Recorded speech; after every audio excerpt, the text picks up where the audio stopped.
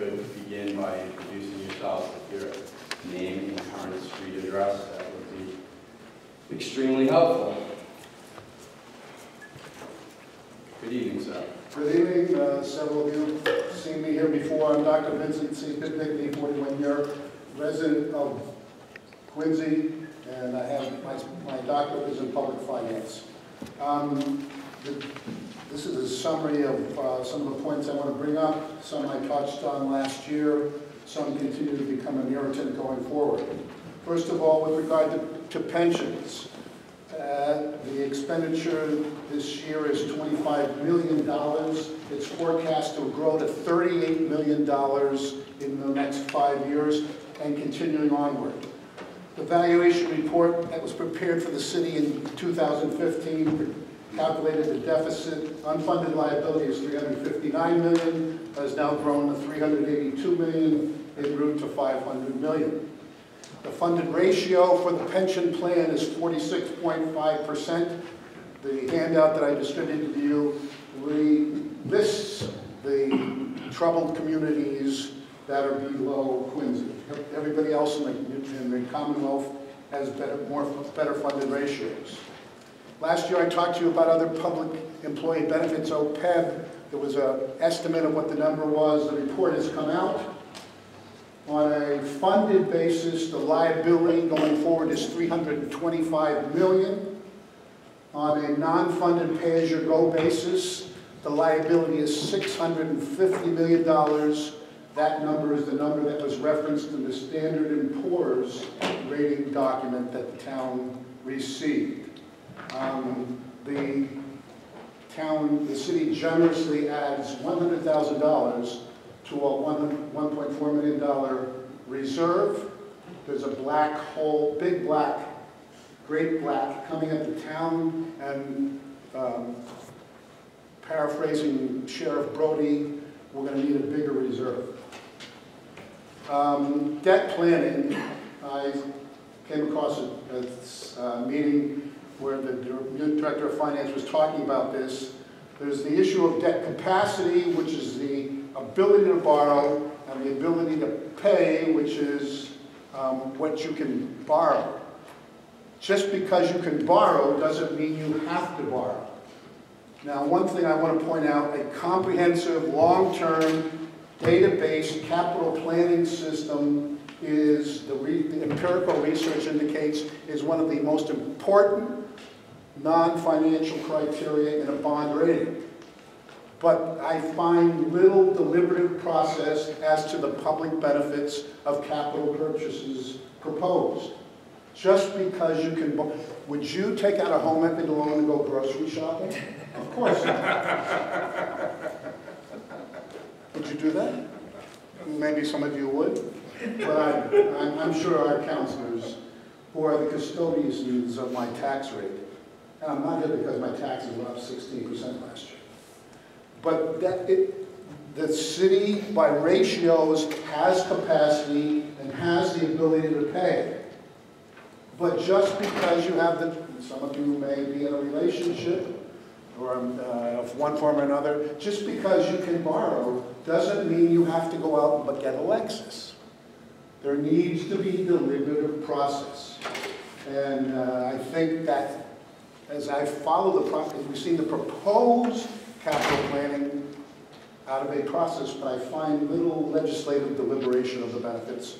Finally, tax incremental financing and what it means. We know where these have taken place. Tax forgiveness granted to taxpayers in the city must ultimately, in one sense or another, be transferred as a burden to other taxpayers in that assessment class. There is little direct financial benefit for municipalities for granting employment guarantees to the extent, unless they add to the assessable value of projects and properties in some form or another, and it's not clear if you forgive them how that would occur. The absence of local occupation and wage taxes, which are widely present in other municipalities, other states rather, and at the state level, minimizes any financial benefits of these. Final comment, and I'll get up. My first teaching position was at UMass Boston College of Science, was the office I was in. I was in the College of Management. If you're following what's going on, the College of Nursing has no location. The community college, Quincy College, is getting a bachelor's degree. You have a health facility on the hill. I suggest that you energize the appropriate parties within the city, both public and private, to perhaps negotiate leases and contractual arrangements to mutually benefit both associations.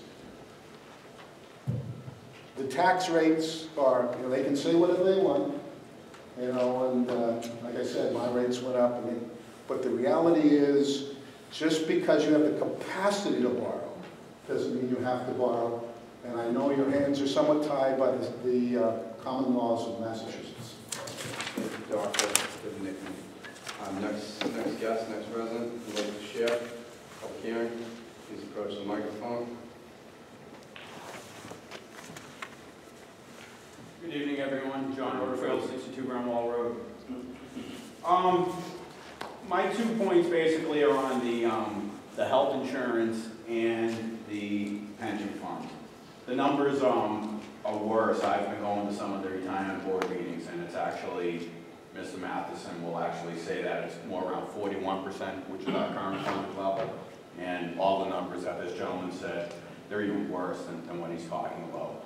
So the budget should be higher right now if we allocated more money towards the pension and more money towards OPEB that needs to be allocated, which hasn't been allocated for many, many, many years. So basically it's like a debt that we're not even paying any attention to. So to say that our budgets really aren't going up that much when we're not taking care of all the debts that we currently owe. And the 2.5%, we have municipal finance policies that were approved by this body. We're pretty much at that 2.5% right now. And we haven't even got through probably like $100 million worth of financing that's going to come through over the next couple of months. So the debt service numbers are going up out of control. The pension numbers are going up out of control. And, one other thing that is starting from the budget, I think the education budget is not enough. I was just at one of the school committee meetings, and they do a very good job with a very tight budget. And when you compare our school budget to other municipalities, it doesn't compare very well. So bottom line is that you guys cannot add to the budget. You can only subtract from the budget. So you have to deal with what Mayor Cope gives to the body. But one of the things that needs to be demanded is that we have to make sure that the retirees are taken care of and their obligations are met. So thank you for listening to my thoughts, and good luck on your budget. Anyone else wishing to speak here this evening?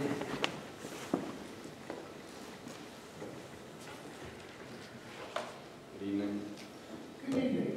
Bill Sanso, 10 Edgewood, Quincy. Thank you for your time and consideration. I'll do my best to be brief, but complicated matters can be only kept so brief. In short, yet again, the annual budget presented to this body is but a thin body of fluff. The town of Braintree, which has an annual budget less than half of Quincy's, provides a budget with twice as many pages as well as far more detail on its budget pages. While for the first time the administration has included the separately accounted water and sewer department annual budgets, the administration failed to note any actual spending figures for these accounts in past years. Then again, the administration has failed to provide any actual spending figures in its annual budget since its earliest days in office. How, I ask you, could anyone possibly, as well as properly assess the administration's budget proposal without having actual spending figures to review? Then again, the budget proposal is also hopelessly full of spin. So full of spin, in fact, it reminds me of an old-fashioned whirligig toy. Amidst the pretty PowerPoint presentation, all manner of creative presentations and often misrepresentations. For example, on page 16 of the rambling preamble to the data, one will see a chart showing that Quincy has only seen a 29% increase in residential property taxes since 2009. So what, apparently, for the fact that the current administration's $2,000 14% residential property tax increase is not included in the mix.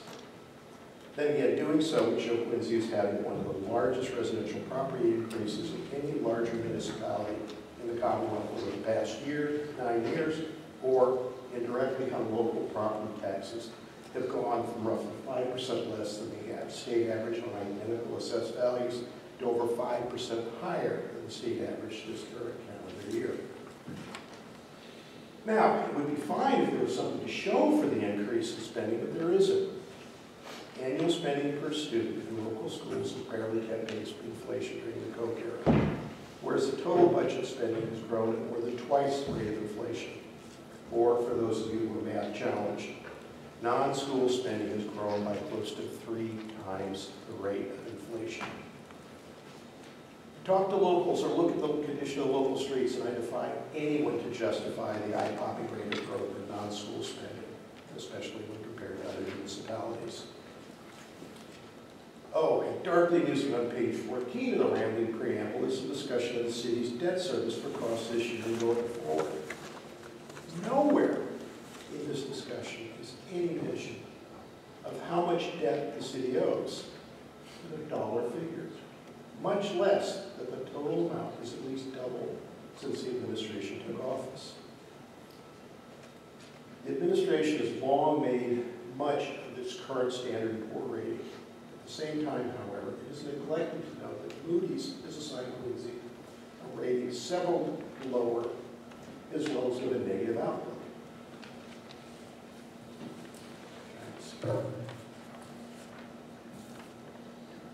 Similarly, at least disingenuous is the administration's presentation of the stabilization funds. One problem is that this year's increase to the reserve funds basically keeps it to about the same woeful 3.3% of annual spending, roughly about a third of what's considered to be prudent. And either further disingenuous is the representation on page 13 that the stabilization fund has more than doubled since 2011. Not shown, however, is that the stabilization was over $16 million when the mayor first took office in 2008, and thus equal to a robust 8% of the city's annual spending. This, in turn, brings me to the ultimate part of house of cards underpinning the city's finances.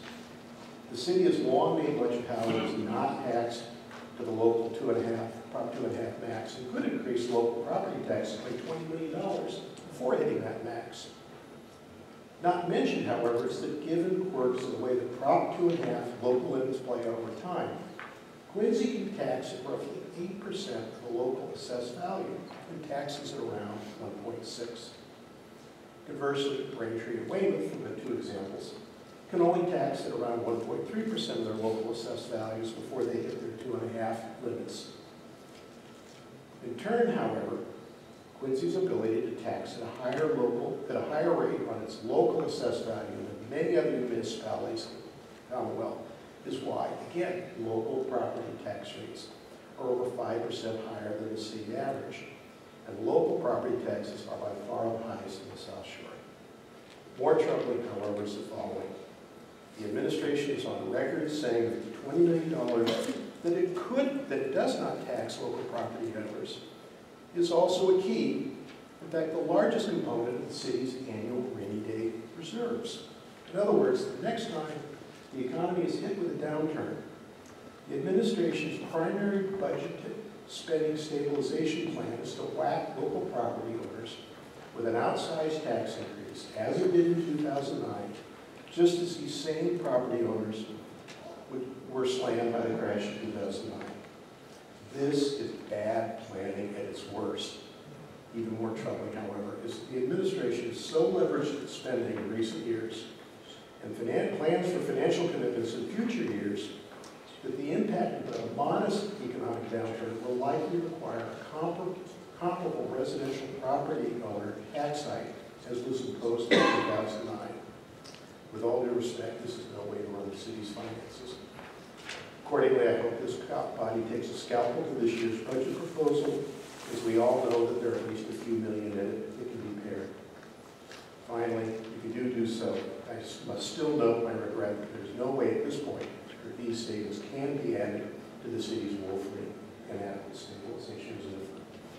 Thank you. Thank you. Anybody else here this evening that would like to speak regarding the fiscal year 2018 budget? Anyone else wishing to speak? Okay, there is sign-in sheets located down the back, so if you are here, but if you want to speak into the microphone, you can certainly sign the sheets accordingly. I do have one electronic correspondence that came to us that says, Dear counselors, my taxes were raised $700 per quarter. The largest tax increase ever for me, bringing my tax bill to about $16,000 a year, now, which is now a great burden. I can't increase rents on long-term tenants that much. I ask that you not vote to increase taxes again this year. Long-time homeowners just can't absorb anymore. There is no need to keep increasing taxes on small homeowners while giving tax breaks to build 15-story building apartments to a developer on the aircraft lot. We need to trust our elected officials to represent us. Please do not raise taxes. Thank you, Arlene Goodman. So at this point in time, we close public hearing.